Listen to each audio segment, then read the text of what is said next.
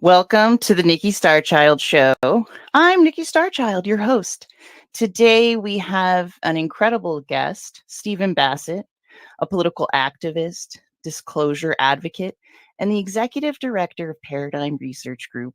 Paradigm Research Group has been fighting since 1996 to end the government's embargo on the truth about extraterrestrial phenomenon. Stephen has spoken globally about disclosure, the formal confirmation by world leaders of an extraterrestrial presence. With over 1,200 media interviews, he's a leading voice on the political implications of UAP and ET phenomenon. PRG's work has been featured on major networks and in top publications. In 2013, Paradigm Research Group organized the Citizen Hearing on Disclosure. And in 2014, they injected the ET issue into the 2016 presidential campaign. Fast forward to 2023, and Stephen co-founded the Hollywood Disclosure Alliance, bridging UAP and ET researchers with the global entertainment industry. So with that, without further ado, I'm going to bring in Stephen Bassett. Thank you so much for being here. It is my pleasure, Nikki Starchild. This is the first episode of the Nikki Starchild Show. Mm-hmm. So everyone, myself, we're beyond excited. We have a lot of questions from Twitter directly. We have questions from my live chat audience that we daily have in the morning for Good Morning UFO.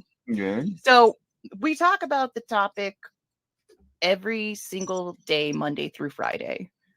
Really? We get deep into the deep dives. Yes, a lot of different things accumulated for this creative project to emerge. And now we have the Nikki Starchild Show, which this will be premiered on a Saturday night somewhere. So primetime hour on the weekend. Yeah. So lots of the viewers, Twitter followers, friends, ufologists that I know have these questions for you. So I hope you're ready. Yeah. Fire. Awesome. So one of the first questions that we got is, when did you first come across hashtag UFO Twitter? Twitter was launched in 2006. And like most people, I didn't know what to make of it. I mean, there had been social media out there. I think I was on Facebook by then for sure. So it was after that. I don't think it was long, right? So I started. I signed up. The exact year I can't remember, but it was not long after 2006. Could have been 8, but the latest. And it was what it was. I didn't fully appreciate its activist power until later. And then I began to realize, whoa, this is something special. This is not Facebook. It's not LinkedIn, which was established, but which is really about networking for people to find employment and make business connections and other things like that. Whereas Facebook is more this social thing. Twitter, the way it's designed, is just the perfect activist tool. And as I found that, I said, I got to start getting followers. And so, and I've been using it ever since. and not surprisingly, the UFO issue, the UAP issue, embraced it big time. And now it is a huge part of the activist process, and will be seen as such by history. UFO Twitter, the concept of the hashtag, the concept of tagging the messages, right? At so-and-so, the bing, bing, bing, and it goes to their notification box. Being able to search hashtags so you can see all the stuff on a particular subject, trending, all of this stuff is pure activism. So I'm devoted. I really should. I'm not a big self-promoter per se. It's not natural to me. There are a lot of things you can do to get people to follow you and come look. Ice bucket challenge, things like that. Not me. So I'm up around 34,000. But I'm starting to really promote my handle at Steve Bassett. Of course, Paradigm Research Group, a search, it gets you there as well. Because I need more Twitter followers, because literally it's directly impacts your ability to get your message out and to address issues and deal with the government. Every member of Congress, except for 2, has a Twitter handle. Almost all of the journalists have a Twitter handle.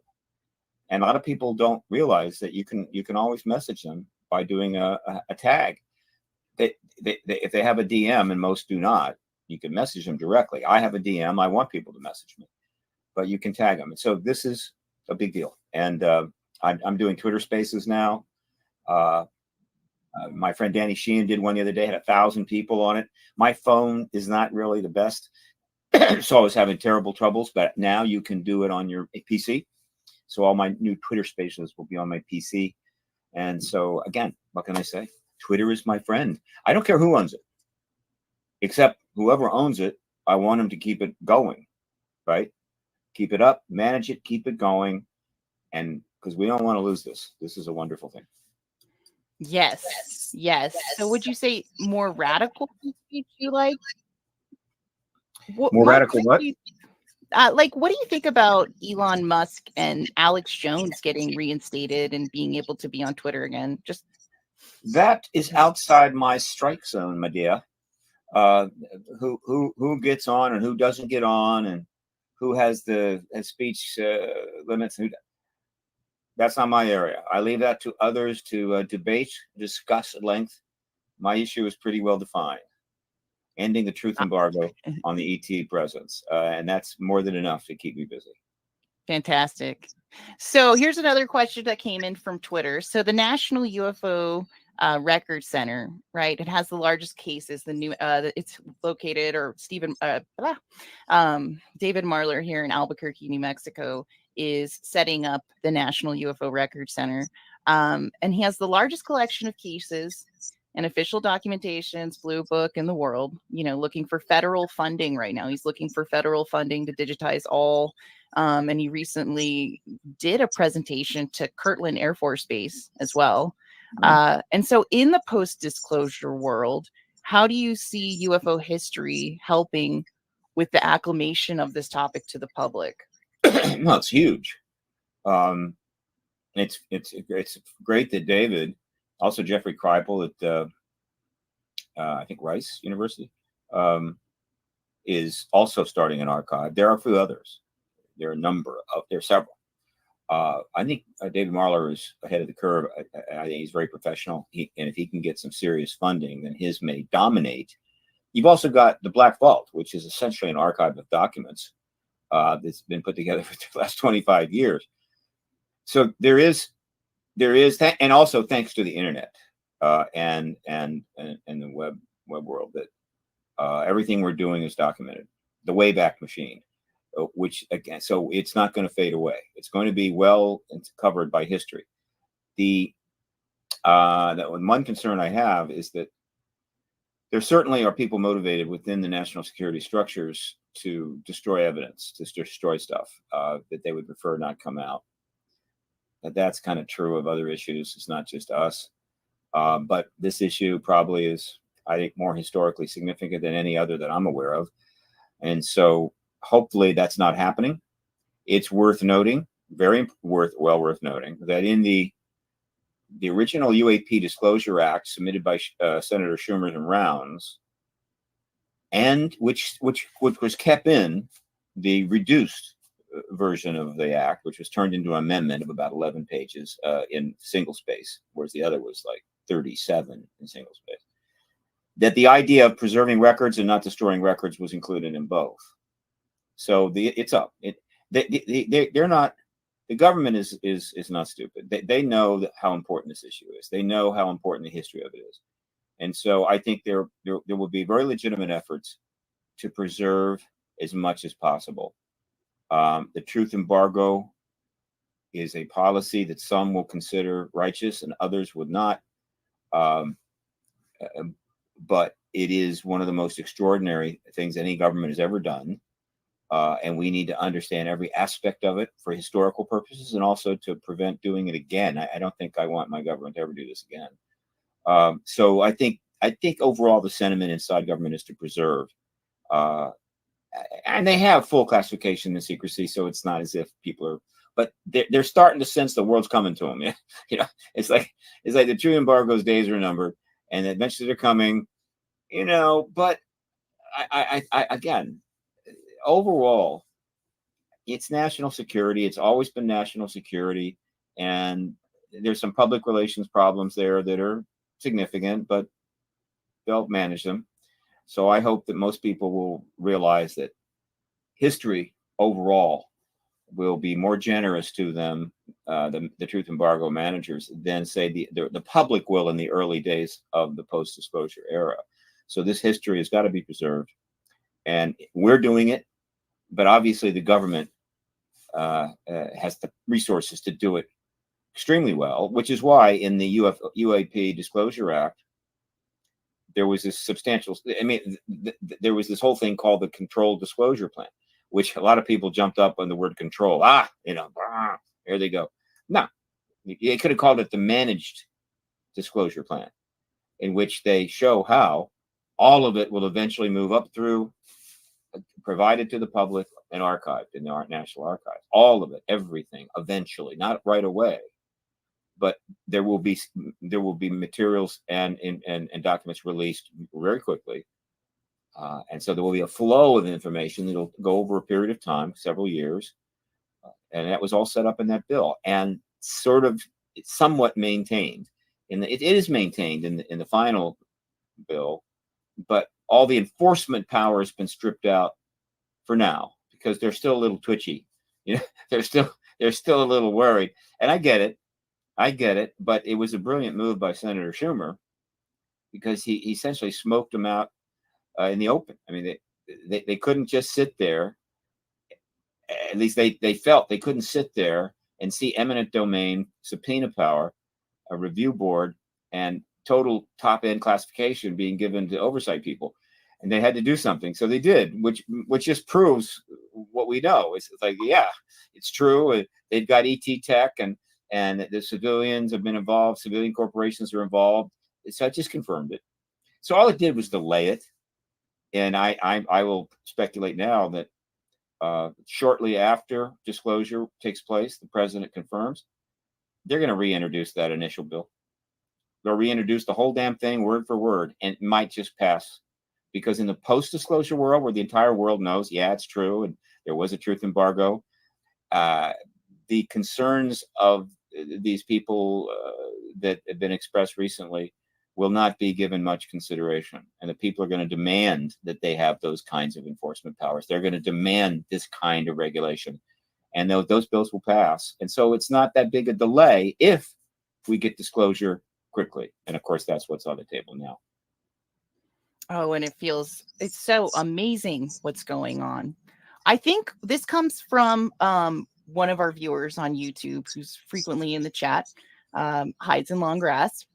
And this was an interesting question for a lot of different reasons, because a lot of people always repeat over and over, Steve, that it's like, where's the evidence, right? Where's the evidence? Where's the evidence? Yeah. And I think you and I feel great about answering that question. But however, that comes up quite a bit. So Hides in Long Grass's question was, what is evidence, right? And how do we define evidence? And where is the evidence? Was just all three of those questions is what he put out there. Evidence, where is the evidence, has been one of the touchstones of the truth embargo. In other words, the government is basically saying, when they use that phrase, we have everything under control. We have things underground. massively classified, protected by armed guards, and so forth. So if you want to know where the evidence is, we got it. Okay, can we see it? No, you can't. So that's one way to respond to it. The evidence for the extraterrestrial presence is in the several thousands of books that have been written about it in the last 70 years. The documentaries that have been made, that files and docs that have actually been revealed, some of which are archived, some of which are not formally archived. Millions of sightings, hundreds of thousands of contactee reports from people that are being directly engaged by ETs, hundreds of thousands of them. But what most people want is they want a, as it was once said, we want to see a latrine from a flying saucer. The government has the vehicles. Grush confirmed it. Chuck Schumer confirmed it. The pushback against the eminent domain confirmed it. Plenty of other witnesses have come forward and said we have vehicles, right? And so the evidence is all around us. It's a massive, it's accumulative. And so the answer to the question is it's just look for it. You can't miss it. And what's going on with people like that is they're not looking for it. They have no intentions of looking for it. And all they want to do is just not have to deal with it. And that makes it easy. And number one on the list of those people is the esteemed Dr. Neil deGrasse Tyson, who one day is going to have to explain his position on this issue, his statements on this issue. And I don't want to have to be his public relations representative. He wants a couple of $100,000 to speak and continues to act as if what happened? Nothing happening, right? So he is one of the leading where's the evidence people, but there are others. And I'll be honest with you, the people that are deeply involved in this field, we really don't care.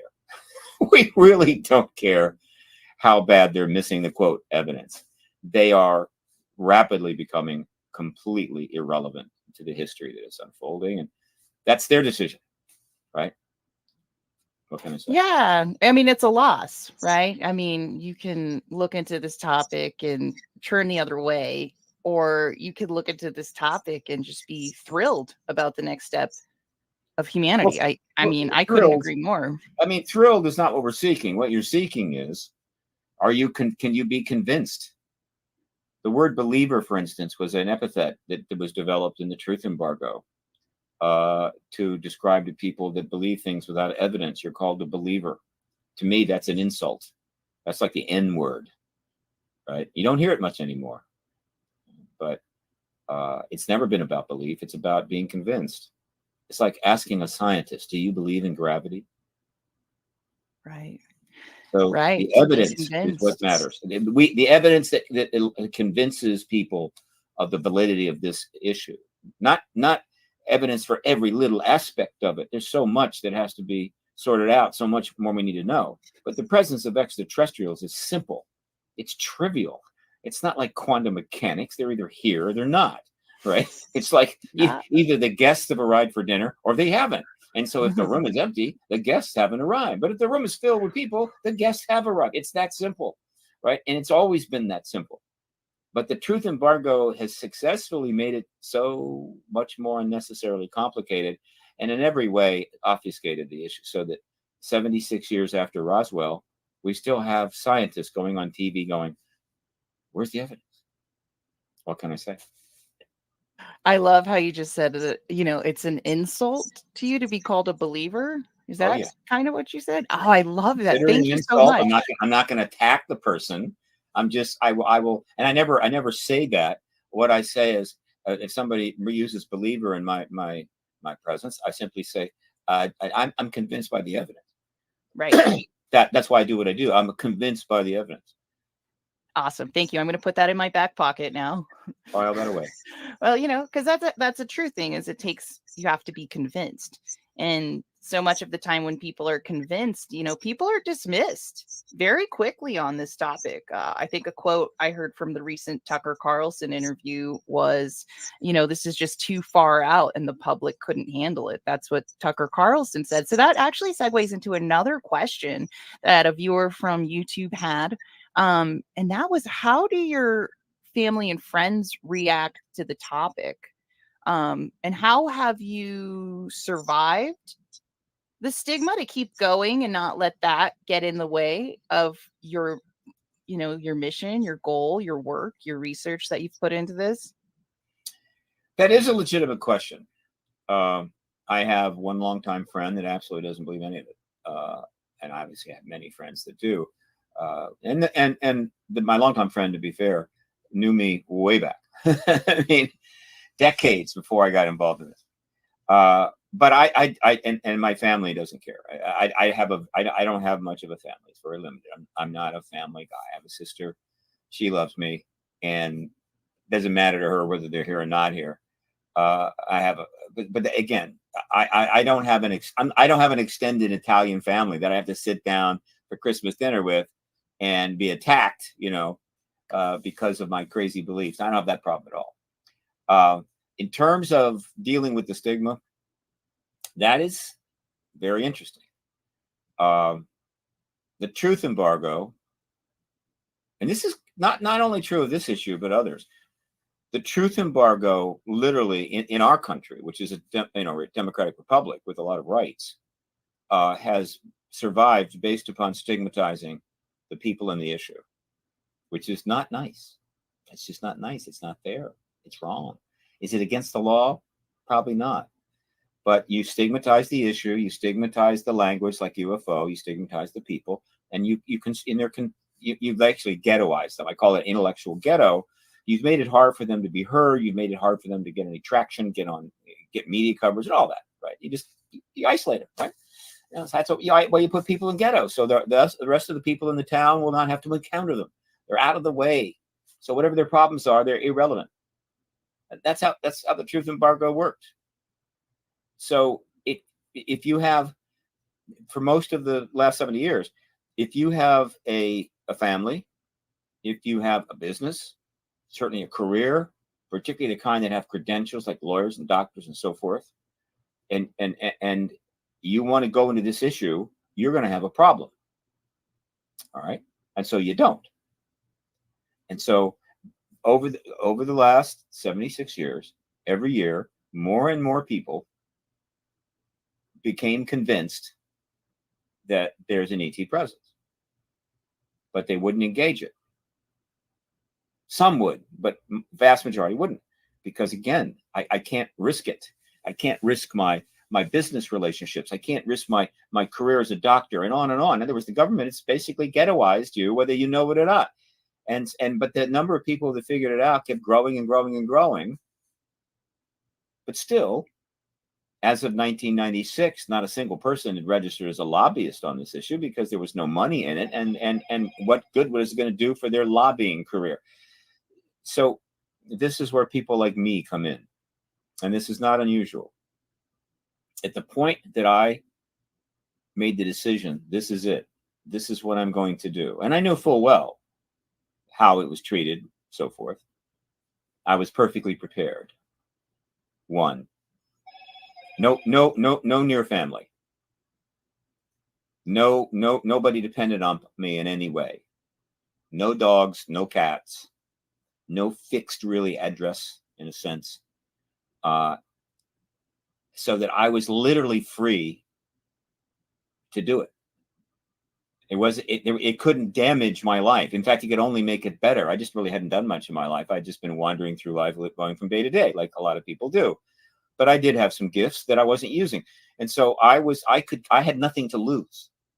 And so when I entered and registered as a lobbyist, believe me, while others would have said, "Oh my God, I can't do that," I was going, "Oh, I can't wait to do that." Now, and you will find that in the activist movements, you have a lot of that happen. People that go in and take on these issues that have been ridiculed and demeaned and made taboo are people that don't have much to lose. and they say, I can do this, right? Nobody's going to get hurt but me. And I was one of those people. Now, we need a society that isn't that way, and it's getting better. We need a society that encourages activism, promotes it, supports it. You want activists, right? And we need a society that does never allows a government to ghettoize people or issues.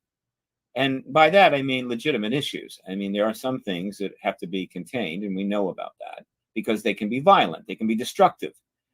But in terms of the idea of like ghettoizing people that are being impacted by the massive accumulation of evidence for an ET president, that's unacceptable.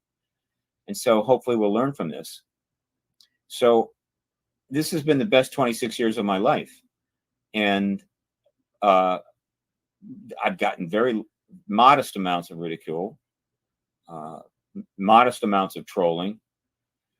But I will say this, I deliberately set out to avoid as much of that as I could. And not everybody does that. Some activists go about their activism in a way that just invites blowback, pushback, attacks, and things like that. It's just a matter of how you go about it, the language you use. So I made a number of decisions in the early days that, by and large, I've kept to. One, don't hide anything. Don't hide from the government, because you know that you're pushing on something that they control and don't want to be bothered. Because one, you can't really, though if you're extremely gifted at hiding, I suppose you can, and some of these kind of people turn up in movies, but don't hide from the government. I don't care if they tap my phone. I never used any encrypted calling. Only reason I added it not too many years ago was because some people wouldn't call me unless they could do it that way, but I didn't do it for my benefit. All right. So if the government knows everything you're doing and you're not hiding anything, then there's no reason for it to be paranoid. It kind of knows what you're doing. You're not surprising. So that minimizes the paranoia that they feel. And then one, do not argue with people in social media. Ever. Do not argue with people on social media. Present information, maybe correct the odd fact, but debating on social media is an absolute waste of time and doesn't help anybody. All it does is create enemies and division. And so I don't do that. Be positive. Well, let me put it this way. Be fundamentally positive, but if the negative needs to be pointed out authentically. All right, don't try to, overstate it too much, but there's plenty of negative out there, and there's plenty of negative associated with this issue. So these are decisions I made to minimize and make it as comfortable as possible to be operating as an activist on an issue that the government says doesn't exist at all. Right. And I have some cool things that I'm going to put out one day. I have a fax from the Washington Post from, I think it was the editor of the style section. And I contacted him about an article and said, I'd love to come in and talk, because the Washington Post is a very important paper. And I got a fax back. This is fax. And it's a very short fax. It says, Mr. Bassett, if you can bring an alien in to sit down and talk with us, we'll talk to you. Otherwise, no. I have that. I'm going to be posting that eventually. I just need to, it's a little hard to read. I got to enhance it. But again, that's not awful. It's not an awful thing. No, it's fun. Yes. It's a fun response. It's a positive response, right? Well, it's sort arrogant. Of. It's ignorant. Yeah. and it uncovers the fact that the Post. It manifests the fact that the Post is ultimately failed on this issue. They're finally getting into play, but they have failed on this issue, and they know they have, and one day they'll answer for it. But lastly, and let me tell you, this is essential, right? If you want to be an activist, well, let me put it this way. Some activism this doesn't work for, because it's the issue is so awful that you can't be anything but serious. But in many issues, the simple truth is that there's a lot of humor and you gotta see the humor in it. You gotta be able to laugh. You gotta find the humor. You gotta be able to laugh, and that makes it a hell of a lot easier. Now, I'm not suggesting this applies to all activist efforts. The activism to end apartheid in South Africa had very little humor. The ET issue is loaded with it, right? And the government's actions are loaded with humor. And there's some other activists like that. So that has helped.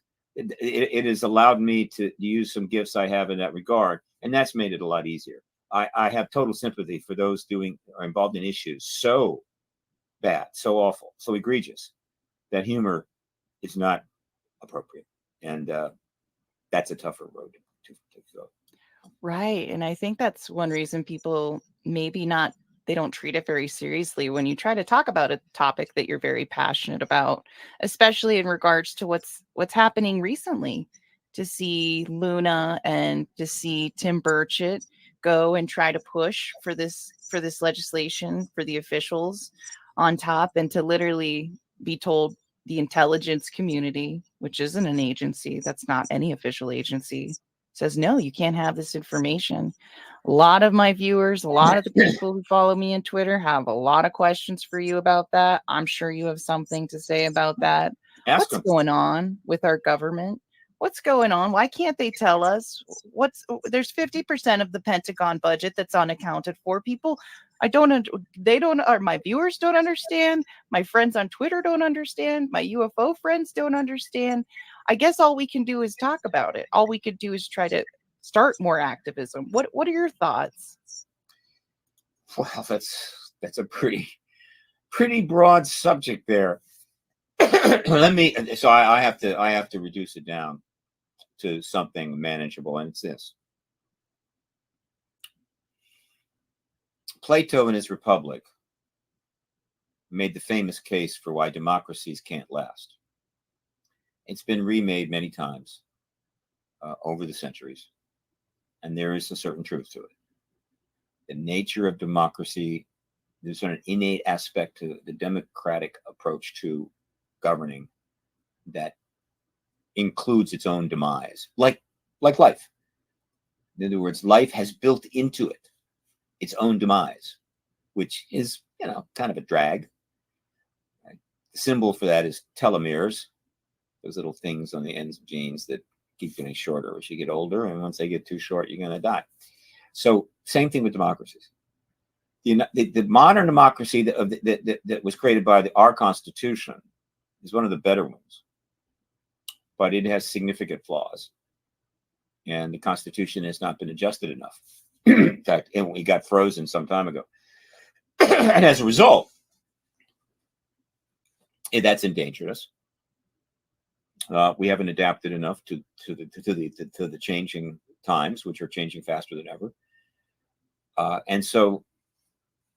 and the nature of the modern world, it has things in it that earlier civilizations didn't have to address at all. I mean, we're in some pretty wild places, and so the upshot is this: in terms of the United States and its government, the United States democracy is ill. That's why they refer to government, or they refer to, forgive me, is often referred to as the body politic, which sort of identifies the government as a living thing, right? Everything, obviously, it kind of is made up of a bunch of people doing things, and it's sort of like a living thing, body politic. Well, like regular bodies, it can get sick. And like regular bodies, it can have more than one sickness at a time. You can have the flu, a cold, and multiple sclerosis all at the same time. Isn't that wonderful? Our body politic has now got multiple afflictions. And therefore, it's dancing with the risk of failure, death, right? And death in this case would be the collapse of our democratic system. And these afflictions primarily all have to do with unresolved issues. What's the word I'm looking for? Unresolved issues and and problems that are not being reformed or fixed. We're not fixing things. We're tolerating, and it's like the person that tolerates. They won't go to the doctor. They won't get a checkup. They keep getting other sicknesses. And they just refuse to go. They won't deal with it for whatever reason. Obstinacy. They're afraid of doctors. Whatever the hell. And eventually, it overwhelms them. We're not fixing things. We're not reforming. Right. What needs to be reformed? And the list is growing and growing. And one of these reforms is the abuse of secrecy in the aftermath of World War II. The abuse of secrecy has simply gone right off the charts. We classified probably billions of documents, millions of people, hundreds of thousands of programs, classify everything. It cost a fortune to maintain all of that secrecy. And under the cloak of secrecy, all kinds of abuses can take place. And so the massive abuse and prevalence of secrecy is a fundamental disease affecting the body politic. Our electoral system, our election system, has decayed and been corrupted. And that's fundamental to a democracy. And so that's another affliction we're under. So overall, and I can list others, but overall, our body politic is sick, and we're not doing enough to heal it. We're tolerating it. And in some cases, we're making it worse. And if we do not take the necessary measures to deal with each of these afflictions, it could die. Now, we're hearing lots of talk about the death of democracy, the end of democracy, and so forth. This is a pretty nebulous statement, and I wish they'd be a little bit more precise. And it's slightly overstated, right? We're not quite as on our last legs as it's being presented. And the reason for that is that there's a legitimate concern that we are in trouble. And so in order to motivate people, a lot of those that are trying to address this issue in public forums are overstating it to get people's attention. That's not unusual. I understand that. So is it fixable? You bet it is. Can we fix the electoral system? Yeah. Can we fix the gerrymandering system? Yeah. Can we tweak Congress a little bit? Yeah. There's a whole lot of things we can do that will improve our standing and the robustness of our democracy. We just don't do it. Okay, now this is where disclosure comes in. One of the many places it comes in. When a democracy, when any nation starts to flounder, when it starts to decay, when it goes on the downward slope, invariably it involves the complacency of the citizens. Whether it's the complacency or the unwillingness to confront the dictator, which is based upon some legitimate concerns, obviously, all right, but people still go out in a million at a time sometimes and protest the dictator, right? But one way or another, there's not enough citizen participation in the process of governing, and it starts to decay. And that's not unusual. It's the human nature. As people's lives get more complicated, more challenging in the modern world, right? This isn't 200,000 years ago when things were rather simple and short. No. People are tied up in that. They don't have effort and energy to give to addressing the larger context of the society they're in. And so there just isn't enough action. And if it gets too bad, then the democracy slips into totalitarianism, and then one person basically takes care of it all for you. You don't have to do anything anymore. They're going to take care of it, and you're going to do whatever they say. Disclosure will be a massive, impacting, motivating event. It will grab the attention of billions of people overnight. It will force them to rethink about their place in the world, the nature, their place in their own country, the place of their country in the world. They will be forced to literally, and want to in many cases, assess all of these things. So it initiates an age of engagement.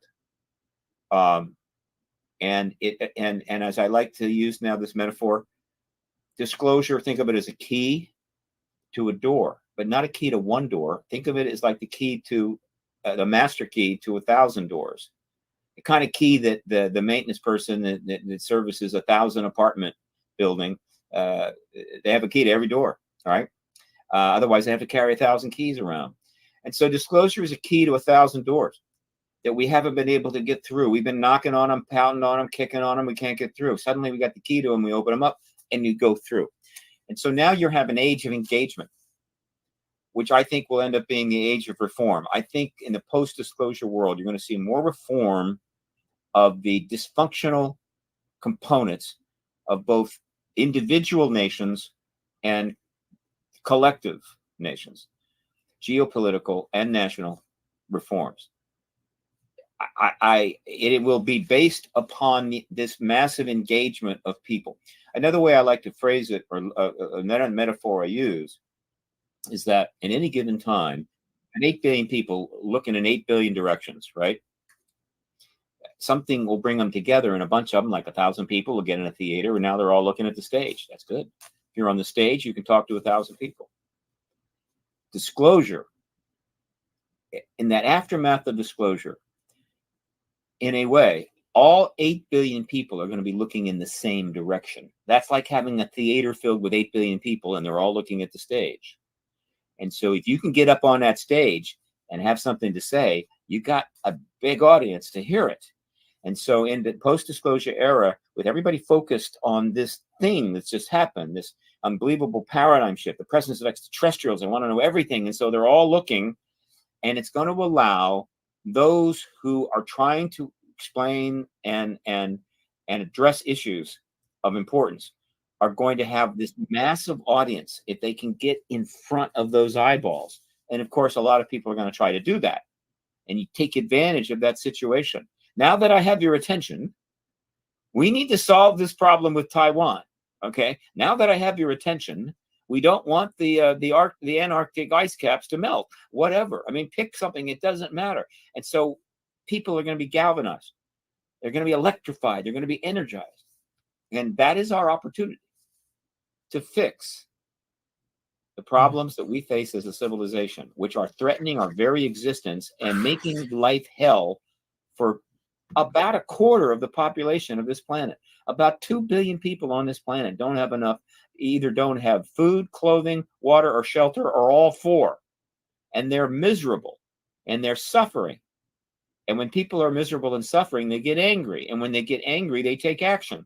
They join terrorist groups. They act out, whatever. We have to, that's our situation. And a lot of these people are laying on the streets right now, out in front of the building. Everywhere I go, when I go out of my building, there are people sleeping on the street. There are mentally ill sitting on bus stops, screaming at the sky. And you want to know where my building is? It is 2 blocks from the nation's White House. It is 2 blocks from the home of the most powerful man in the world, head of the most powerful nation in the world, supposedly the most wealthy nation in the world. And 2 blocks, people are begging for change and sleeping in the street. So yeah, we have some serious fixing and reforming to do.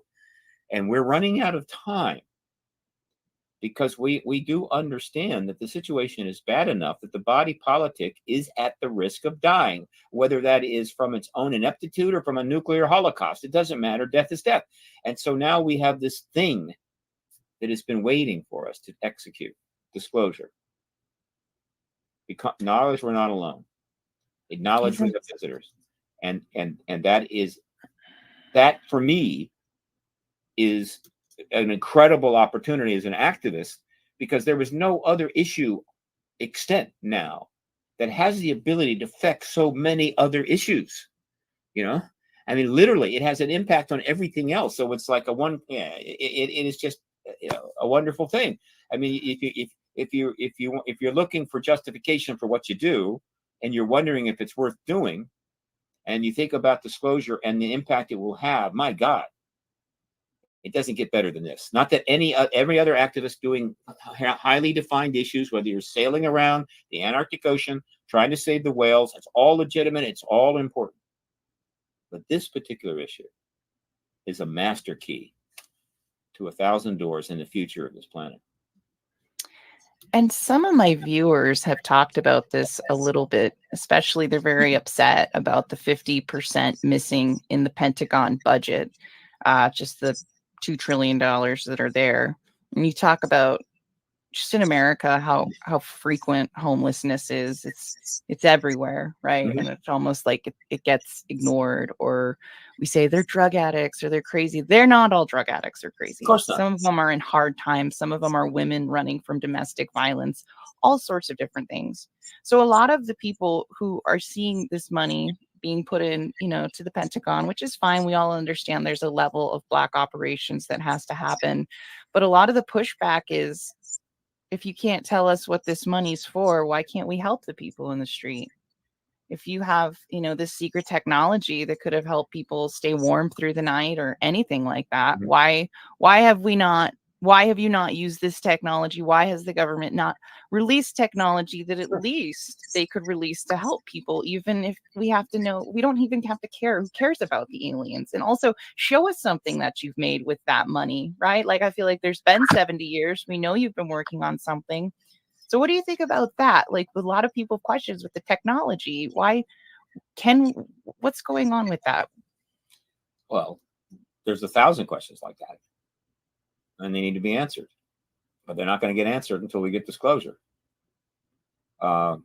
And after disclosure is when the questions begin and the public relations problems begin. And the government's doing a lot to try to mitigate the public relations problems they're going to face, which is part of why they've done all this the last few years. I'm sure most people on your list know that the U.S. government already knows about the ETs. So everything they're doing has nothing to do with finding that out. They already know it. So why are they passing all these laws and setting up Arrow and all the other stuff that's happening? Why are they doing that? Since they already know. They're doing that to prepare for disclosure. In other words, the day after disclosure, all of this apparatus, all of these laws are going to be really needed. And so they need to be in place before disclosure, not trying to scramble around and do it afterwards, which you may say, well, yeah, but our president wouldn't disclose unless we were prepared. Well, Xi Jinping could care less of how prepared we are. So this is preparation for post-disclosure. That's literally what it's setting up for. Okay, fine. And one of the reasons they're doing it is not simply to prepare to deal with post-disclosure world, but also to hopefully mitigate the people's anger about what they just did. The policy of truth embargo, 76 years. There's a lot of people that can be happy about it, but they feel that if they show good faith and do the right thing now, that people will be more generous. So it's going to help them with their public relation problem. The answer to those questions repeatedly is going to be the same thing: national security, national security, national security, national security. What are you going to say? Why? Yeah. In the first day after disclosure, when the briefings begin, say it's the next morning. Could be they may just do it on Friday and they'll start on Monday. Most people are going to need a week to, I don't know, drink, rest, whatever, because they're just oh God, and then Monday morning it starts, and so the press all shows up at the briefing room at the White House and over at the Pentagon and NASA and everything else. A lot of press, their hair on fire. I mean, they're going to be really intense. So the press shows up and it's time to ask some questions. And I don't know what the government thinks, but the press is not going to be going in and saying, well, it's too soon to ask that, and it's too soon to ask that. We can ask this one, that's okay. But we try to no. They're going to go in and they're going to hit them with every tough question they've got. And the questions are going to be difficult. And I'll just to read off a few. A reporter, there may be a couple of what we'll call introductory questions, just to sort of show that we're not the barbarians here to take you down. We're reporters. We're honest, ethical people. But very quickly, the question is, when did you first know about the ET presence? And the answer from the person will be 1946, 45, 43, somewhere in there, but at least no later than 47. Really? Why didn't you tell us? National security. Okay. So when did you first get these vehicles? When did you first have a non-human extraterrestrial vehicle? 47, maybe 45, 44. Why didn't you tell us? National security. Third question. Well, have you been studying this tech? Have you been re-engineering? Have you learned anything from it? And if you have, why didn't you tell us? Answer: national security. It's that simple. I just feel like we're already there. Right. So do you have bodies? Yes. Why don't we know about it? Why didn't you tell them? And national security. And then it starts to get really tough, because this is going to be asked in the very first briefing. I guarantee it. Whether it's the fourth question or the ninth question, 10th question, it will be the first, probably, well, depending upon how long the answers are, it'll be soon. Is the information that I am aware of, and it has been gone for some time, that these non-humans are taking humans from their rooms, from their cars, dealing with them as they wish, and then returning them? Is that happening? Answer: yes. Gulp. Whoa. Now, in that instance, all the contactees are vindicated. They'll be partying. They'll be thrilled. Okay, good. That's good. Next question. Why didn't you do something about it? Answer: there was nothing we could do. Whoa. That's a toughie. Wouldn't you agree? Okay. 100%. How about this question? Have you had any direct formal contact with ETs? The answer to that may be yes. And that's a toughie. Now, again, formal contact can mean a lot of things. But meaning, we get together once in a while, have a drink, chat about the galaxy, what's going on, share some news, whatever. It could be that, it could be whatever. But the answer might be yes. That's a tough one. And then comes one of the toughest of all questions. It could be answered asked on day one. In any interactions you've had with extraterrestrials, did you have a deal? Did you create a policy? Did you set up some sort of program or idea or whatever? I mean, in other words, did you cut a deal with ETs so that they could abduct people without any interference from government in return for technology? In one example, could be any number of things. If the answer to that is yes, then that is going to be a major focus of the coverage immediately thereafter. I mean, it is the opinion pages of papers are going to be on fire. That is going to be a tough one. And they could say no. They could lie. And they're going to be tempted to lie because they know how tough this is. But I hope to God understand that this isn't 1969 when there were 3 news channels and some dailies, and there were still fax machines and mimeograph machines, and you could shut down Blue Book, come up with a stupid report from the University of Colorado to its everlasting disgrace, destroy NICAP, and just go, hey, we're good. No, it isn't that. You are staring in the face. When you stand in front of that mic in a briefing room, you are staring at hundreds of millions of people that have computers in front of them, access to the internet, access to each other, AI, and they can take that lie, that statement, and they can research it in about 30 minutes, dissect it, and deliver it back to you as a souffle, pointing out that you just lied through your teeth and you need to resign now. And so you're canceled before the day is over. I mean, that's what they have to understand, that post-disclosure needs to become the age of the truth, the whole truth, and nothing but the truth by government. And if you want to continue to lie, you're going to get vivisected. You're going to get chopped up like a Benny on a shrimp and served up for dinner. Don't do it. Because the truth embargo is the end of the biggest, most long-lasting lie in the history of government. Nobody has ever achieved this, I think, quite before. The dictators don't have to lie. They just say, this is what it is. If you don't like it, I'll kill you. But no, this is a real lie conducted in a republic with rights. So that they're going to have to answer these questions. That is how tough it's going to be. But they will answer them. And so now to answer the larger question, the reason that we can't keep track of the money, and the reason that we're about to build a new group of nuclear submarines for $110 billion, I didn't know we needed more nuclear submarines, but apparently we do, is endemic to a much bigger problem. Right? So if people are saying, why don't they just keep track of the money at the Pentagon and give it to the poor? No, it's an endemic of a much bigger problem. How big? It's staggeringly big. Because as we enter the 20th century, in the year 1900, it's been about 12,000 years since the apocalyptic flood. Whatever caused it, doesn't matter. Whatever was going on before then, it's gone. And I don't think it was that big a deal. But after that, we started building civilizations. And that's 12,000 years ago. Very late in our existence, because Homo sapiens sapiens, with all of the, quote, mental abilities and so forth that we have, been around for 250,000 years. And we have a long history of survival and violence and whatever. And so as we started building civilizations, that history inculcated itself into civilizations. And so the 12,000 years reflected a very Darwinian survival of the fittest modality that is pretty much endemic in all of living things, with a few exceptions. And so this has been 12,000 years of what? War. 12,000 years of war. Okay? And the more people you killed, the greater you were.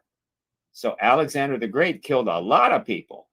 And so he became Alexander the Great. The reason they built a huge 7-story massive metal sculpture of Genghis Khan, it's sitting out in the middle of the Mongolian desert, is because he killed probably more people than anybody up to that date. He killed almost everybody that they encountered as he swept completely across Asia, slaughtering nations and slaughtering villages, men, women, children, cats, dogs, killed them all. So he is great. We've been doing this for 12,000 years. That has been consistent. What has changed is the technological weaponry we use. That has been advancing slowly, but inevitably all this time. 12,000 years of the technological development of weapons. And every time we had a breakthrough, another empire collapsed. In other words, if you were a nation and you didn't get the longbow before another nation did, they came with the longbows and took you over, right? If you got chariots before your enemy did, you went and took them over, and on and on and on and on and on. 12,000 years of this. And then when we get to the modern era, it's 1900. Technology, the technological evolution, the age is coming. We're seeing all kinds of possibilities, how we can build things and create things and so forth. The population was only about 1.5 billion people. I should check that, but I think I'm close. No, I think you're completely right. I think it was much smaller, right? Because that's why the Old West, there was nothing out there. There was nothing. I mean, I'm talking about the whole planet. Yeah, Let's say it's about 1.5 billion. And so what we were facing at that point ahead of us, and I think there were futurists at the time that probably sussed this out, was this: keep the population down, take advantage of this developing technology, right? Use it for the common good, and you can have a planetary civilization that's like primo. Everybody's got food and clothing and shelter, right? People feel safe. They can explore science. They can explore the arts. They can do whatever they want. They have purpose.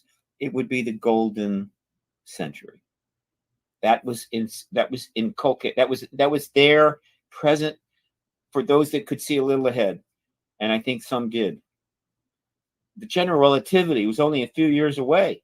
The breakthrough on that was only a few years away. So what did happen? We just couldn't change.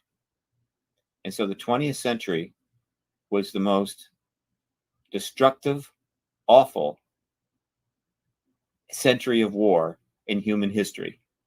We outdid ourselves. We really took it to the limit. And so we've had hundreds of wars, killed hundreds and hundreds of millions of people, developed unbelievably destructive weapons, so that everybody is afraid of everybody else. Every country has got to have a border. Every country, well, if they can afford, has got to have a defense system, got to have an army, and everybody is threatening everybody else at any moment. And as a result of that, in that century, and 123 years, and I'm trying to research this. It's not easy, but let's just speculate.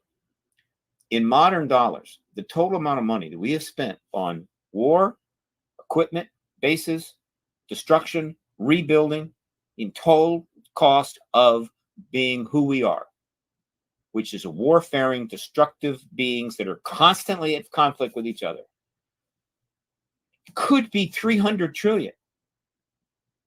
Easy. In modern dollars, adjusted for 200 trillion, could be 400 trillion. And so if you're going to spend $400 trillion on building weapons and building armies and invading and destructing and blowing things up and having to rebuild, you're not going to have much left for health care or shelter or enough water or food for people. And then while you're spending that $300 trillion, you don't consider developing some technology that could make birth control easier, more relevant, more available. And so you let the population grow to 8 billion. And so at the end of the 20th century, we're in deep doo-doo, really deep doo-doo. I mean, in other words, we've been working our way toward that. I mean, we've done awful things and wasted huge amounts of lives and time and money and everything else, and huge amounts of human suffering that was unnecessary. But okay, it was a slow process. But after 12,000 years, we hit 1900 and we said, now we're going for the gold. We're really going to do what we do. We're going to make Genghis Khan look like an amateur. And how far did we go? We solved the nuclear atom question. We built nuclear weapons. We eventually had 80,000 of them. We put them on every form of delivery system we could. We made them so powerful they could blow up entire, almost whole areas of. I mean, the big bombs. The El Boma was the biggest of all time. That scared the hell out of people. And then we started making them smaller, but multiplied. Whatever. We created enough weapons to destroy an entire planetary civilization, and we did it between 1908 and roughly 1980. That's how we perfected what we've been doing for so many years. That is the larger issue. You can get into the granular details, and you can go with the Pentagon and want to audit them and all of this stuff, but it's being driven by something far greater than our inability to the accounting department of the Pentagon. It is inbred in civilization as we've conducted it, and we cannot change it. You still have 25,000 nukes. We're at greater risk of a nuclear war, which could just be one nuclear shell shot from one nation to another. That's a nuclear war. It doesn't have to be global, but it could become global, right? We've challenged the environment every way we can. The environment's starting to collapse underneath us. What can I say? It's not invincible. And so we've really backed ourselves against the wall in 100 years. And in the beginning of that century, we had the potential to have an unbelievable global civilization, but we couldn't change our behavior. It's endemic. And so the solutions to many of the things that people talk about now are beyond a piece of legislation or, I don't know, getting enough people together to march downtown somewhere with signs. It's way past that. We need a paradigm shift of massive in proportions. We need something so powerful that every single person on the planet will be impacted by it. And by powerful, I mean it actually affects their thinking, the way they view the worldview. Right? There are institutes and think tanks already forming and restructuring right now to address that. The New Paradigm Institute, founded by Danny Sheehan, has gotten some initial funding. It will get millions more. The New Paradigm Institute is all about the post-disclosure worldview change. Paradigm Research Group will soon become a 501c3. A little small, it'll be very tiny, but it will be about the post-disclosure worldview change. You've got Soul, which is another think tank put together by Gary Nolan. It's about the post-disclosure worldview change, particularly as it deals with science and technology. Other think tanks are probably already rethinking how they're going to establish internal divisions to deal with this. And more think tanks will form overnight. It'll be think tank city. And what would they be thinking about? how to change the behavior of people and nations in a post-disclosure world when they've all just learned something so profound that there's no way they can just ignore it, that it's going to affect them. How can we tell the stories? How can we create the content that will expand their understanding and expand that worldview change so that we can finally decide to end the 12,000-year model of human existence and make this planet safe, viable, and worthy of being part of some larger group, some, quote, galactic federation. That's what's about to be on the table. And that's why it's hard to answer those questions, because a lot of these problems are endemic to huge forces, and you can't fix them by fixing a couple of things down here while the huge force is still acting on it. You have to change the overall massive dynamic, and we just haven't been able to do it. I mean, we're failing everywhere. I mean, every day you turn on the news and there's another failure, right? You know, it's one of those things. Well, common sense says you shouldn't do that, but they're going to do it. All right. And you're thinking, well, how can we get out of this? If you can't, not the way we're going. That's why the suicide rate is up. The drug use is massive around the world. Health is being impacted by millions of people. The lifespan in a number of countries is going down. I mean, people are really getting upset, and they should be. All right. But there is a way out, and it's the disclosure event. It's the paradigm shift of all paradigm shifts. And the ETs have been instrumental in bringing this about. It's not just them. We're doing it. We've been working on it. Taken too long, but we've been working on it. But the ETs are absolutely there. They're constantly reminding us, you know, we're here, we're here, we're here, we're here, we're here.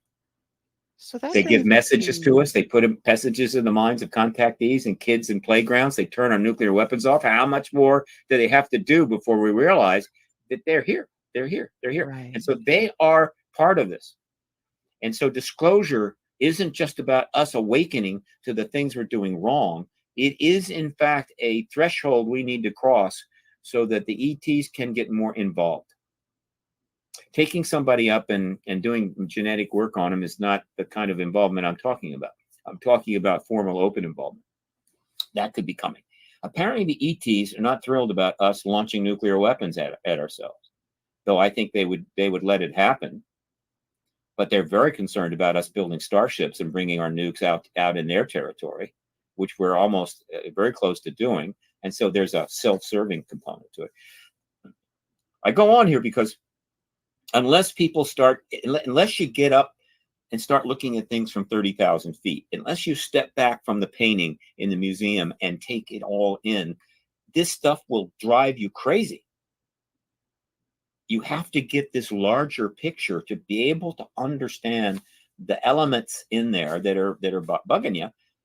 And that's where activists and futurists and, I don't know, philosophers come in. They try to explain the larger picture in order to achieve a positive outcome, particularly in the case of activists.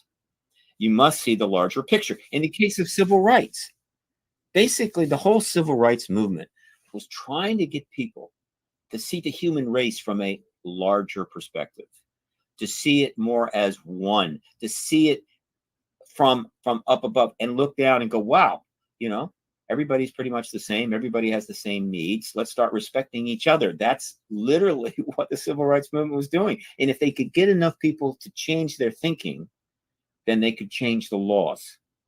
They didn't have to change all the people's thinking. They just needed to have enough of what we'll call a worldview shift amongst a reasonable number of people.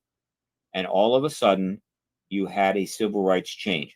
You had people of color being dealt with differently, with more opportunity. Not there yet, believe me. But still, that's what it is. Activism is always about that. The anti-colonial movement, which is to end colonization by the gifted European powers that just love colonizing nations with like 500 million people and saying, hey, we're running things now, was about what? It was about getting people to think in a larger perspective, to look down on the planet and say, wait a minute, why is it that this little country over here in Northern Europe, this island, right, thinks that it can control a country 50 times bigger with 100 times the population? What possibly could be the logic of that? It doesn't make sense. Look from that larger perspective. And they won. They basically convinced enough people, yeah, this doesn't make sense. It's not appropriate in the larger picture of looking at the planet as a whole. And the British left, and the Portuguese left, and the French left, and colonization basically ended. That's what activism is about. And that's why it can be very difficult to deal with the granular concerns of people in the middle of the activism as it goes forward. They get drawn into that and they lose the focus on the larger picture. And the job of the activist is to keep bringing the focus back, bringing it back, stay the course, get the goal, and then things will change. So I love a lot of our viewers, the post-disclosure world, right? It's going to have to include the realization, like you were saying, that some people, they're having these abductions and they're real. So some of our viewers, they have been abducted. They have shared their experience. Some have come on the show. We've talked about it, quite a bit. A lot of people, some have come on, have active communication with extraterrestrials. Angela, Lily Starseed, Nova. You have Sue Walker in Albuquerque who talks to the Ponte in the CNBs. So a lot of our viewers really appreciate your ability to be professional and have a serious tone while discussing the topic and also offering that support to abductees. So a big question that came back is like, so when did Stephen Bassett become convinced of the ET presence? What was that moment that you were convinced? You're like, this is real. I can't go back. I'm convinced. When I was a teenager, in the very late 1950s, early 1960s. Why? Well, if you look and check, what you find out is that the media has been covering this phenomena from the beginning. The Foo Fighters, there were actually some media coverage of that. And of course, because of the press release put out by the Army Air Force Base, it was covering the Roswell event for a short while, and it's never stopped covering it. Now, have they challenged the government? No. Have they been writing op-eds until recently about we're not being told the truth? No. Did they go digging through the trash cans at the Pentagon, seeing if they can find some documents that pointed to this so they could, win a Pulitzer Prize? No, they just covered it though. They've covered it. So a perfect example of that was when I was 20. There was an article in Look magazine about the Betty and Barney Hill case. Pretty sure it was 66. Might have 60. I think it was 66. Whatever. And I read it. And when I read that article, I concluded, well, clearly, Betty and Barney Hill encountered non-humans. They encountered extraterrestrials. It was obvious. And I'm going, well, that's good. But I'd already concluded that before. Simply, but because one, I didn't have a religious bias. I didn't have I'm just a kid who likes science fiction. And so I'm reading these things and I'm going, well, clearly that's extraterrestrial. And I can't wait for the government to tell me more. And then I went about being a kid, which is not easy, and doing other stuff. So I knew when I was 17, it was true. Now, it wasn't, did I have the evidence? I mean, did I have like a whole bunch of evidence? No, I didn't. I didn't even know there was a nightcap. I didn't even know about Roswell.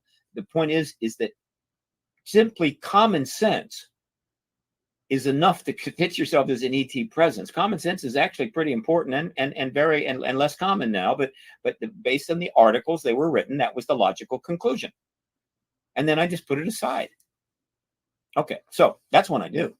Now, when I got into the issue in 96, well, guess what? Everything I was hearing, reading, seeing was simply confirming what I knew 50 years earlier, 30 years earlier. And so that's nice. I mean, I wasn't bragging. I just sort of knew it. I went through life knowing this is real. And I kept waiting for the government to tell us about it. And I'm not the only one like that. but I didn't engage it. If I had had a sighting or if I was a contactee, I might have, but I didn't join any organizations. I just didn't do it. I was too busy basically not being effective. All right. So now when I entered the field in 96, okay, I've read Strieber, I've read Hopkins. Again, I'm not into the issue, but I've read, yeah, they're interesting books. Right. I read Tom Clancy. Right? But the way I got into the field was interesting because in 95, when I decided, everything I've been doing so far is utterly of no value whatsoever, and I've got a limited amount of time to do something that I actually think is important. You better do it now. And I'm making decisions. I'm thinking about it. And one of the books I had just read was Max Abduction, and that was the deal maker. I mean, I had been making some queries, but that was the deal closer. Reading Abduction, and knowing who Mac was, knowing his career, his prestige, and all of that, the Pulitzer Prize and the Harvard education, and he's trying to actually study contactees, and I'm going, well, this thing is happening now. It's really happening now. This is going to be a really big thing, and I was science fiction guy, physics guy, all that kind of stuff, and so for me, the idea of extraterrestrial being confirmed and maybe even engaging them is ultimately cool. And so I said, that's it. And as it happened, as I've said countless times, in the back of Abduction was the address and the phone number for Peer, the group that he was using to study. He formed to study contactees professionally, to write scientific articles. Right. And I called him up. I said, can I volunteer? And I don't know why, but they said yes. And so I began this work by driving across country, getting a little apartment, and hanging out at the Program for Extraordinary Experience, talking to contactees for the first time, meeting them personally, and addressing and coming to understand John Mack's effort to legitimize this issue, which Harvard tried to reject him, and Harvard will have to answer for that one day. But that's my beginning. And so when I knew my time there was up, because I was just a volunteer, and I had to find my own path because it was a little late for me to get a PhD in psychology or anything else, frankly. And I realized something important, that the problem, why I had not heard from the government about the ETs, which I knew were almost certainly here when I was like 16, was because of a political decision made by the government, by Harry Truman. It was a political decision to hold this close until we're ready to release it, embargo it, whatever we want to call it. I don't think they assumed that it would last for 76 years, but I think certainly they want to classify it. And so they classified this issue and put it under wraps in 47 and formalized it in 53. And it was a political decision. It wasn't about science and evidence or anything else. It was about politics. And therefore, the solution to it was not more evidence. It was more politics. And so I said, well, I know something about politics. My family has lived in the Washington area since 1920. Right? I've been in and out of that town, worked there, done that. I know my way around. And I said, politics, yes. What could I do? Run for office? Nah. And then it occurred to me while I was sitting in that office in Cambridge, no one had ever registered as a lobbyist on this issue. Why would they? Who would be that stupid? I'll be the first. Packed up my stuff, got there as fast as I could, arrived on July the 4th, registered within a week. All you have to do is just go in line and register. Doesn't cost anything. And you're a lobbyist. And the issues I listed were extraterrestrial presence, sequestered technology, and so forth. And I knew enough about Washington to know that the Washington Post checks every lobbying registration. They have somebody that does that. Everyone. Because at any time, somebody could register as a lobbyist, and that's news. Or it leads to news story. And so if some big lobbying firm suddenly represents the lobby, to represent, I don't know, the king of Saudi Arabia, that's news. And so they're on it. And so they have to check them all. And one day, it wasn't that long, took some months. One day, this registration came across the desk for this guy named Stephen Bassett, Paradigm Research Group. and it's about extraterrestrials. He's lobbying for extraterrestrials, or he's lobbying the government about it. That's interesting. And so they sent a reporter out, interviewed me, put a big article up on the front page of the business section of the Post, which at the time, that's the number 2 page. I mean, the first page is number 1. The most important next page is the business section front page. I have it. I have it up on my site.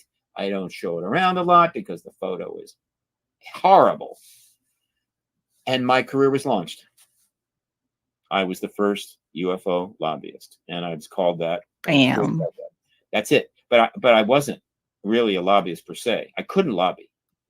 In other words, I could register as a lobbyist, but no one was going to talk to me. I was going to go down on the hill and get their attention. They were going to talk to me. And if I became what they call a pester or a buttonholer, where you're constantly hanging around and trying to buttonhole them and asking, look, what about this? What about that? You get a reputation. And then people literally clear the halls when you walk down. I wasn't going to do that. I wasn't going to embarrass the issue. So I couldn't really lobby, though I was a lobbyist. So what I decided to do was I'll lobby the media. I'll push this into the media, right? Using every hook I can, particularly any political hooks. And as a result, there's been nearly 600 articles written about my work and me in one form. I'm in 600 articles. I've helped generate hundreds, if not thousands more. 15,000 articles are linked on my website right now. You go to Paradigm Research Group, read all 15,000.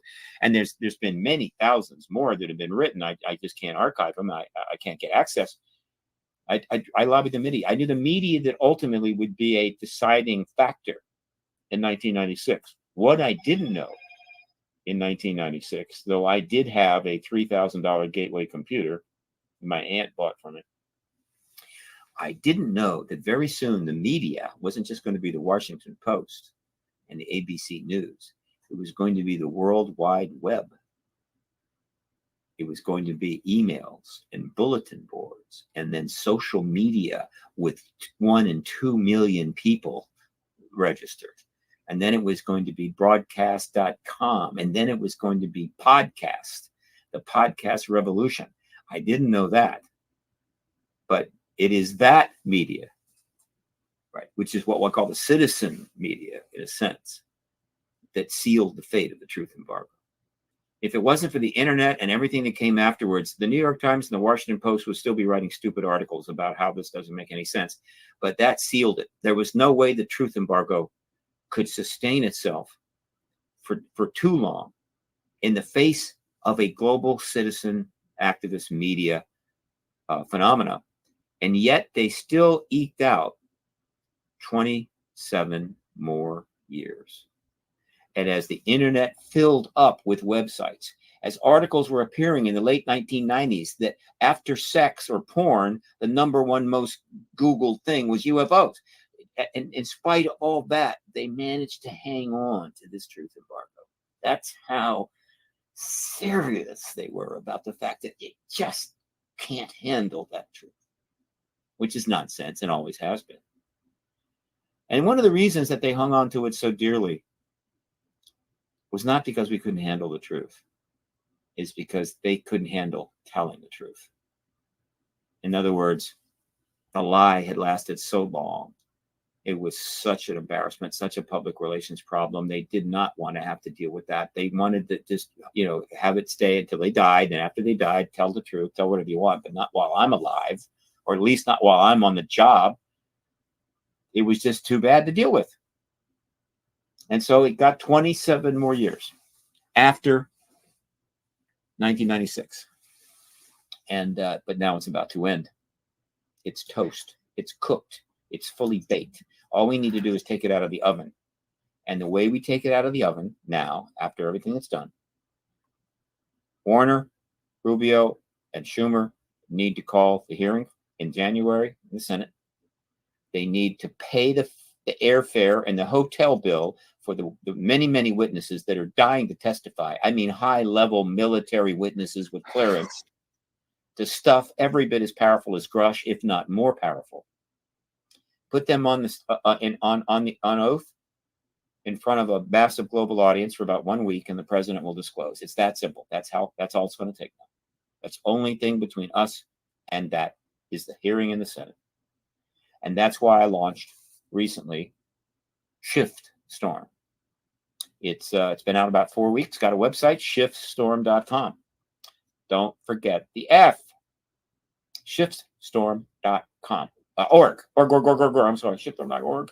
I don't have com, just got the org. And it's all about getting the hearings in January. All right. It's not about the UAP disclosure bill. That's done. It's over. It's been watered down, but there's still legislation. It's about the hearing. The new legislation doesn't prevent the hearing from coming. And so here is how it works. Everybody that has an internet and is on Twitter, which is, I don't know, how many billion, 1 billion, 1.5 billion, whatever. I don't care where you are. You're on Twitter.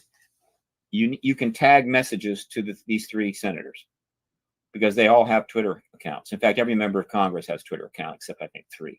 All right. So you tag them a message. They don't have DM. You can't direct message. Tag them a message. So it's at Senator Schumer, at Marco Rubio. We want hearings in January. We love the legislation. You're doing a fantastic job. You guys are great. Wonderful, wonderful. We must have hearings. The witnesses want to testify. We want those hearings in January, and you tag it. And that tagged message goes right to their notification box in their Twitter account, which is watched by staffers. And the staffers check it because they want to know what is being said about their boss. When thousands of messages start pouring into that box and they're starting to see them coming in all about getting the hearing, and they're going to call up their boss and say, you need to check the notification box in the Twitter. And the senator is going to go to the notification box and you're going to see all these messages. It's that simple. And I'm telling people, be nice, no epithets, not angry. These are the heroes. They want disclosure. These are the good guys. We just want the hearings. Tell them how wonderful they are. Thank them and say we have to have these hearings in September. So that's part of the shift storm. It's basically a tweet storm. Some people know what a tweet storm is, but it's a Twitter tagging storm.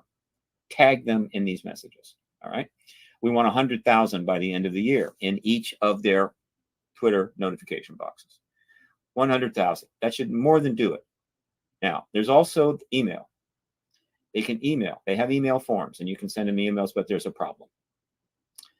If you are not in their state, if you're not a resident of their state, Florida, New York, or Virginia, then the way the system works, and this is true of the House, you have to fill out the form and you have to put an address in, and if the address is not in their state, it get kicks back.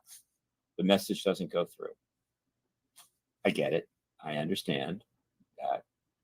It's also the case that the issue involved is not a New York, Florida, or Virginia issue. This is a global issue of massive proportions, right? And they're actually directly impacting it. They literally have the ability to change history here. So it's a little limiting. And so what can I say, right? I mean, if you know, unless something has an address in their state, like, I don't know, Chuck E. Cheese in Virginia or a Walmart in Florida, you know, with an address and a zip code and attached to your message, and it's going to get kicked back. That's all I'm saying.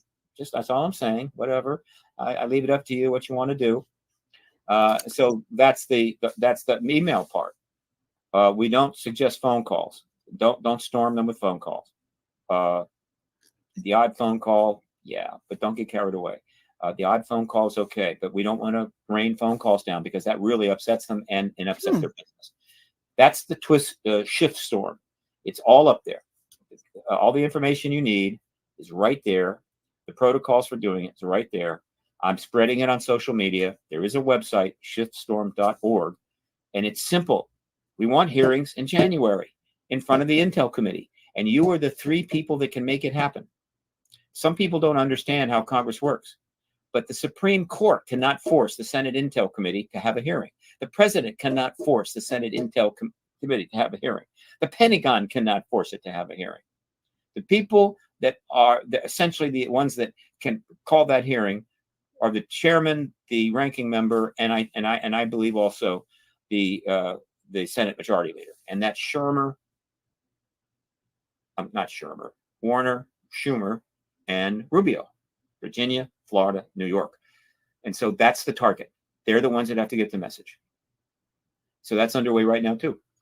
Actually, the ones that can call that hearing are the chairman, the ranking member, and I believe also the Senate Majority Leader, and that's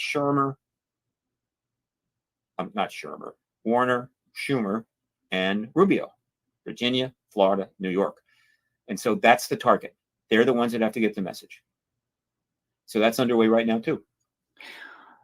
So a lot of people had questions specifically because there's this thing that's kind of being thrown around that it's illegal what the politicians are encountering when they're being stonewalled by the intelligence community for this information. So that's been happening, quite a bit. A lot of people have a lot of different questions about that. And that being so, like, do you think official disclosure will happen in 2024? Is that a possibility? It's not a possibility. It should happen. It should happen. Everything points to it happening. And as far as the Stonewall, no, that's not correct. That's not accurate. Again, one of the problems with activism, or those that are dabbling in it, is exaggeration for effect. You want people's attention, so you exaggerate. I get it. I try not to do that, right? Because it undermines your fundamental ability to be accepted by people of thoughtful people, and people that consider authenticity very important. The fact is that the Congress is getting all kinds of cooperation from the beginning of the initial legislation. The initial legislation called for a classified report and a public report. They got it. They've gotten, I don't know, a number of additional classified reports under the new laws since then, right? And so they're getting information. They're interviewing witnesses and others privately at their discretion all the time. It's been going on for years. The Congress is getting filled up with this stuff. And so the DOD is set up an office within the DOD called Arrow that answers to the Department of Defense and the national security person, the Director of National Intelligence. I mean, my God, that's pretty good. Believe me, you couldn't have had that happen 50 years ago. So there's plenty of cooperation. What happened with respect to this recent kerfuffle is pretty straightforward. And again, you got to look at the bigger picture to understand it. But Grush came forward. He was not, they knew it could happen, but they were hoping it wouldn't. But he came forward as a whistleblower and essentially upset the time frame and created some problems. I'm not blaming him. I think he's a hero. So he came forward as a whistleblower, gave an interview, was written up in the debrief, and spilled the beans on the non-human tech most of us know we've always had, the crashed vehicles as well as bodies. And boy, that was an issue. That was a problem. In other words, we're working towards disclosure. We're working towards the hearings. We're working towards and doing it in a way that's not going to upset too many apple carts. And he just upset a bunch of apple carts and created a big problem. I think he also helped speed the process up. He helped minimize the chance that they would come up with some way to delay this even more, which they can't afford to do. It's got to be done before the election begins. And so in that sense, he's done a great thing. So he comes up, says, we got non-human tech. Okay. So he clears his testimony with the appropriate entity. There's an entity that if you're a national security clearance, you have to. So he goes to appropriate entity. He goes through everything he can say, and they clear him to say these things. He didn't violate any laws. And when he testified to that hearing, he was cleared to do that. And he also knew that the stuff he was not cleared, he had to claim. Well, not claim, but he had to suggest. We'll speak in private session, and several times he did that. The most notable, and the one I love, is then I think it was Mace, Congresswoman Mace, asked him, and this is so cool. He said, "Mr. Grush, you made it clear that you know that we have non-human technology. Do you happen to know where it's located? Do you happen to know the facilities where the non-human technology is?" And his answer was supposed to be, "I cannot discuss something like that in open session." but I could go into it more in a quote skiff. I don't know if he used skiff, but certainly, which is a secured compartmental information. But what he said was, yes, I do. I know the locations of where the vehicles are, but I can't talk about that in open session. All right. And so what followed, of course, was that the people that put this hearing together wanted to go into that closed session, and they wanted to get that information. Okay. Now remember, the Grush not on the script. They weren't ready for that. It was too soon, but there it was. But on the other hand, what are they going to do? Kidnap them? Make them disappear like Navalny? No, we're past that. And so they cleared what he was going to say. He said what he was going to say, and he was not going to get any pushback about that, and except for the anonymous death threats he's been getting. There's nothing you can do about that. But in terms of the government, no. However, when I say that Grush was not on the script, a hearing for a witness like that from a subcommittee of the Oversight Committee of Congress was not on the script. No, that wasn't the path. That wasn't what's supposed to happen.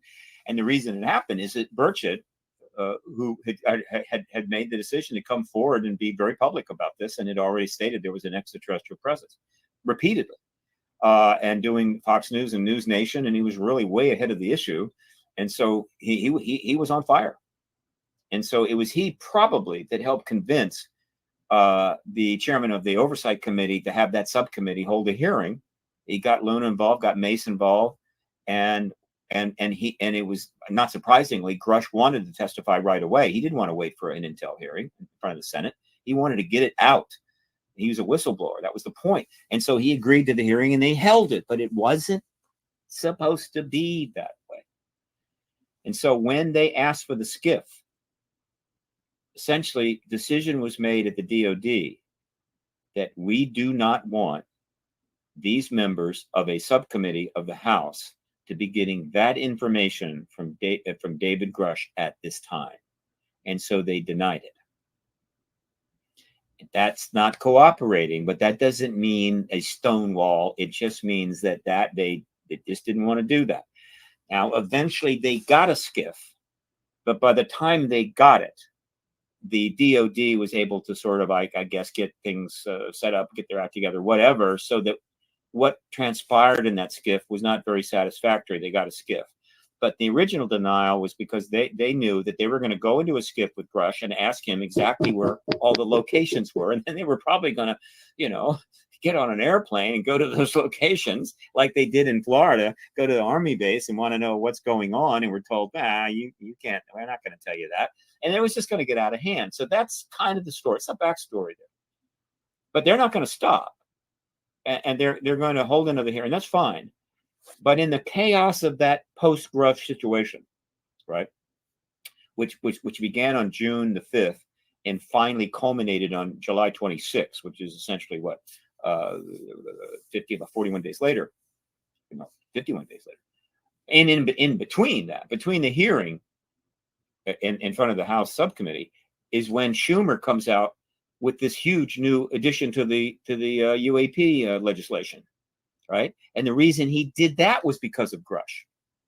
I don't think he comes forward with a legislation of that severity if it wasn't for Grush, because it was a lot. It was clearly going to force the action. It was going to create pushback. He knew that, but he had an impossible situation.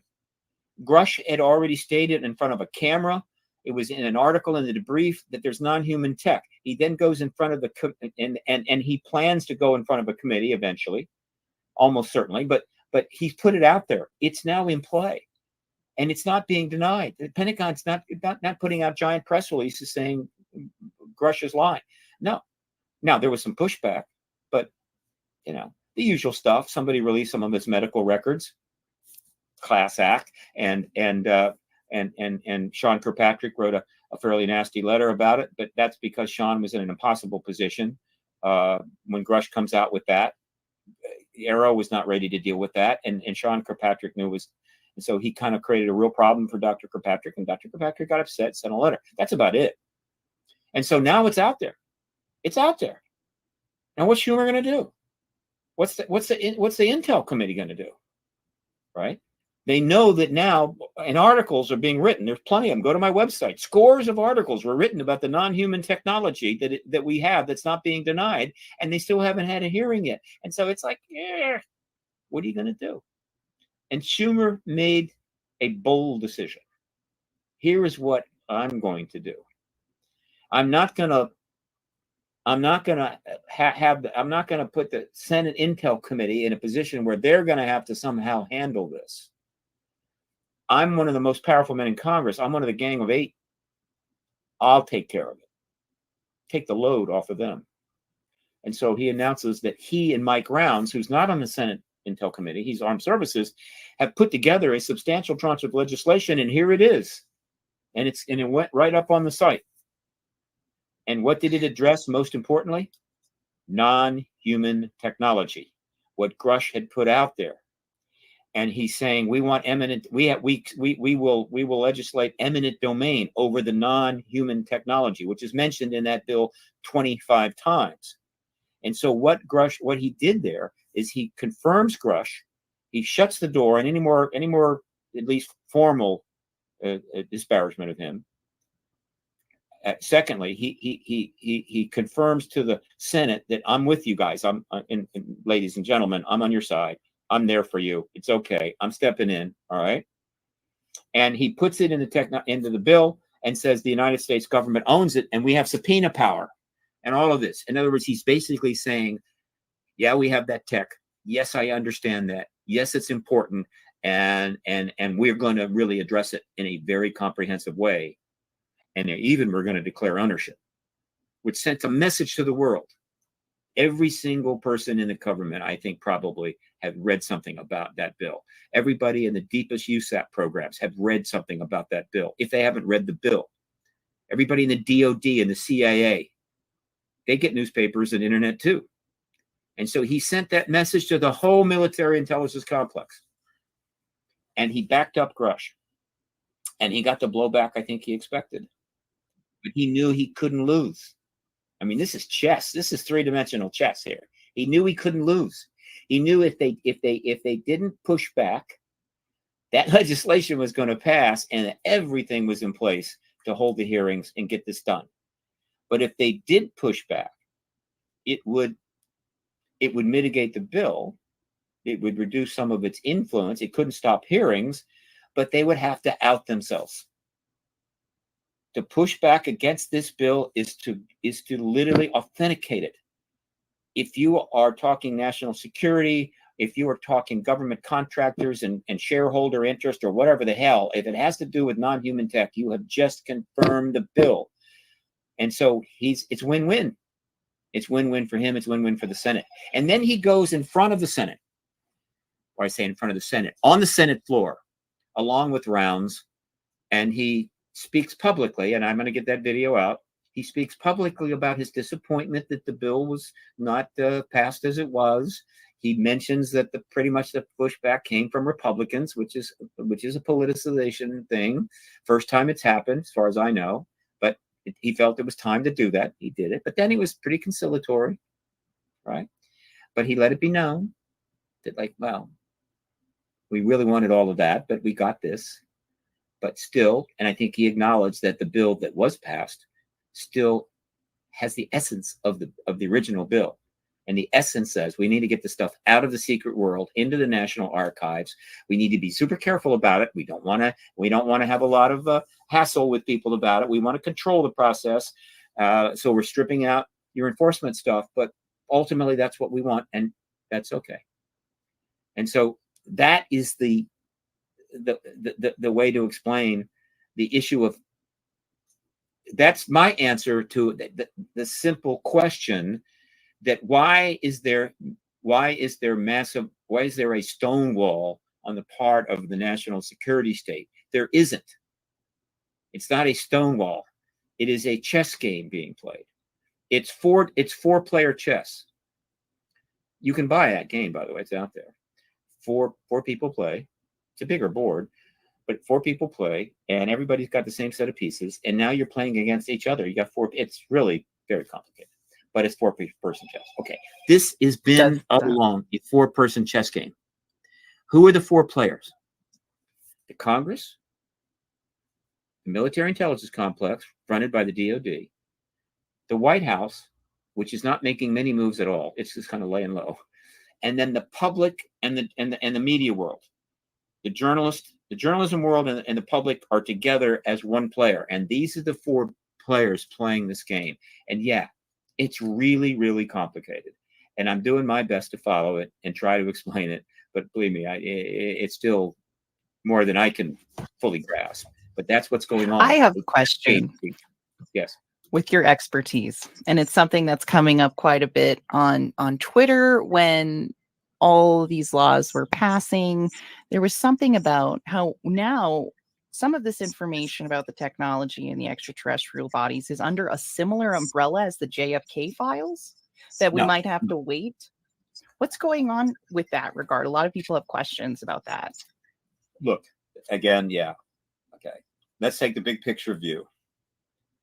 There was a process put in play to eventually get the JFK files out. And this model is what Schumer was using.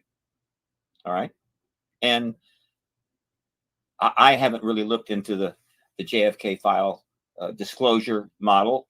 I knew there was one, and I know people didn't like it. But the point is, I didn't look into it. But I saw what was in that bill. And what was in that bill was perfectly fine. But where it gets muddled is this. The JFK assassination and the issue of an extraterrestrial presence are 2 very, very, very different things, right? They're not, it's apples and oranges. And so point number 1, the death of JFK was a singular event and probably generated more conspiracy perspectives than any other event that I'm aware of. I don't think anything, 9/11 has created a number of conspiracy things, but doesn't compare to JFK. So it generated this massive a number of threads of conspiracies because it was an assassination, and a lot of people didn't like JFK, and so it's extremely negative, extremely nasty, and a lot of people's careers were on the line right out the get-go, and so it just got it's a mess. Okay. And people want to know the truth. And no, the government did not handle it well. They didn't handle 9/11 well.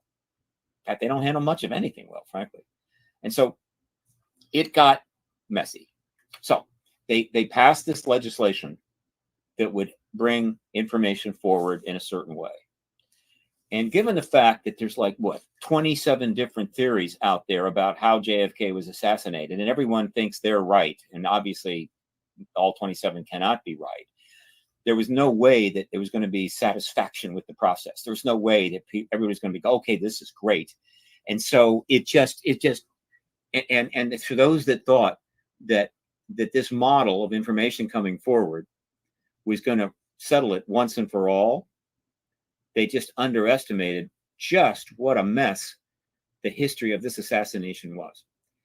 And so it's not been that effective, possibly because there's still some entities within our government that absolutely never want the truth of the assassination out. And they have a better shot at that than the people regarding the ET issue. And what do I mean? Good.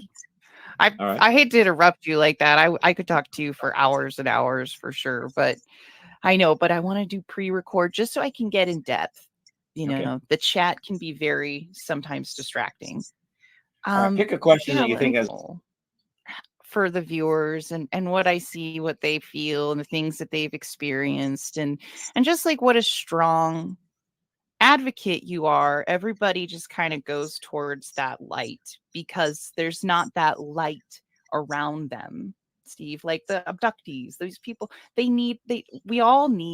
do, everyone needs that light of confirmation from somebody who's at the forefront just doing it. And the backlash can be painful. The backlash from your friends, from your family, from the people around you. I'm fine. I am fine. I'm past that. I get virtually no backlash. I mean, we are in calm waters now. There's the odd thing here and the odd thing there. There are a couple people in this field right now that are getting some serious issues. Why? I'm not clear. We're watching that, but trust me, it's not 10, 20 years ago. This issue is now out there. It's almost acknowledged. We're just going through the motions of getting it formally acknowledged. So we're fine. Now, as far as contactees that are still in the closet, yeah. If you're still in the closet on the contactee issue, you're not comfortable, right? And contactees are more likely to get a stupid remark tossed at them than I do. And so, yeah, there are still people that can get, but it's not me. I'm fine, right? I've never been better. So, but you're right. One of the roles of activism is to constantly remind people they're going to win. You cannot lead a movement constantly reminding people the odds are against you. Meaning, we might get it, but the odds are probably not. No.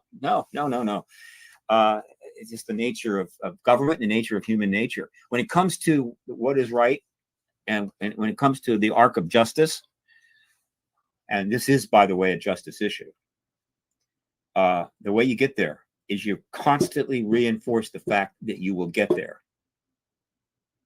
You will get there. And generally that's true. That's true. And if the issue is big enough people are involved, it's absolutely a certainty. It's just a matter of how long it's going to take. And well, that's not in the control of the activist. There's too many variables. But the fundamental thing about activism is that telling people you will get there. And when I say it, I'm not making it up. It's not a ruse. It's absolutely true. I'm absolutely positive we're going to get disclosure. It's inevitable. I'm increasingly convinced we're going to get it very soon.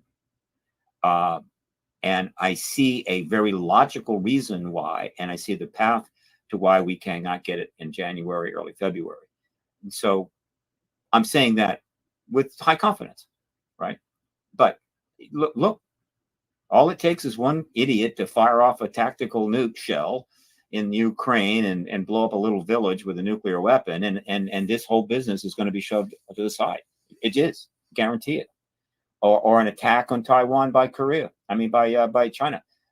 It's all being set aside. So there's nothing is certain in this world. Nothing is guaranteed. But when it comes to the bigger picture, the idea that the entire Western world can continue on indefinitely, denying that what is literally flying overhead every day is nothing to worry about or nothing even there at all, is of course absurd. Right? So right there, it absolutely cannot last. We know that. It's obvious, but people need to be reminded of that. And particularly when the government is this intransigent. There is, and we'll close with this, if you don't mind. There is a very well-known moment in the civil rights movement, not long before the Civil Rights Act was passed. I mean, it was pretty close to the right. And I'll research it and get the exact time frame. But the Civil Rights Act of '64 is going to be passed, and leading up to it, pretty close to it, Governor Wallace goes out and gives a speech down in Alabama, typical speech, and he does his thing, makes his point, and he finishes up by saying, "Segregation today, segregation tomorrow, segregation forever." And shortly after that, they passed the Civil Rights Act, ending segregation. And so again, this idea that injustice is permanent is always a mistake, right? And the more activist involvement, the more certain that arc of justice will land. The arc of justice, as King said, the arc of justice is long, but the arc of the universe is long, but it tends toward justice, right? And then the arc of justice is also long, but not as long as the arc of the universe, and it needs to be short. In other words, we need to get better at the activist arcs that we engage in to reform. And there's no law that says it has to stretch out for like 2 generations or 5 generations. I mean, you just sort of get your society into this idea of like, hey, you get an activist thing going. If it's right, let's get on it. Let's get it done. Let's move forward. Right. Not let's stretch it out for about 80 years. We don't want to rush into this, and we can go that way. This is a 75-year activist movement that has only been truly engaged since 96. But the actual activism of one sort or another is now 75 years on. That's not unusually long. And so we'll succeed here, hopefully within the next few months. God bless you, Stephen Bassett. Thank you so much for coming on the show. Thank you so much for being episode 1 of the Nikki Starchild Show. I think the public's going to be impressed, and you are absolutely amazing. So with that, I just want to say super thank you, Stephen Bassett, and I'm just going to put you at the backstage and just end it out. Thank you so much. All right, guys, there you have it. So definitely go check out the latest from PRG, the Shift Storm project, pushing the UAP hearings before the Senate Select Committee on Intelligence in January. Thank you so much for coming tonight, you guys. Exciting that we can do a pre-record in the prime time. And you guys stay safe and continue to be curious. Peace.